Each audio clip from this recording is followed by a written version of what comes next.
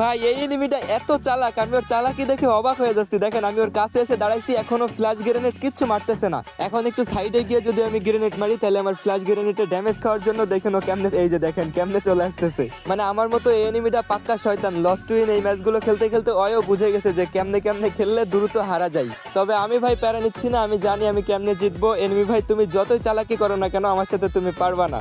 ওই দেখেন ভাই ওই এখন গ্রেনেড মারতেছে না, ওই ভাবতেছে ওর এই গ্রেনেডে যদি আমি ড্যামেজ খেয়ে মরে যাই এই জন্য।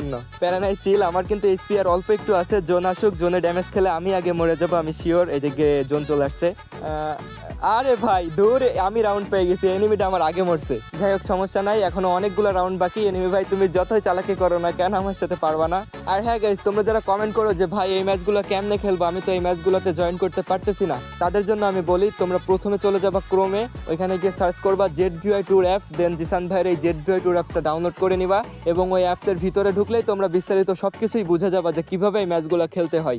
ইসিরে ভাই মাত্র 1 এইচপিতে আমি বেঁচে আছি, ধুর এটা কোনো কথা, আমার কপালটাই খারাপ আজকে। যাই হোক ব্যাপার না গাইস, তোমাদের যাদের ফোন একটু দুর্বল বা গেম প্লে একটু দুর্বল তোমরা চাইলে এই ম্যাচগুলো খেলতে পারো, এগুলো অনেক ইজি। মাঝে মধ্যে 2-1টা ম্যাচে হয়তো এই এনিমিটার মতো চালাক এনিমি পড়তে পারে, তবে ওইটা কোনো বিষয় না। বেশিরভাগ সময়ে কিন্তু এই ম্যাচগুলোর ফুল প্রাইজ মানে আমিই নিই। তোমরা চাইলে এই ম্যাচগুলো খেলে দেখতে পারো, আশা করি তোমাদের কাছে অনেক ভালো লাগবে।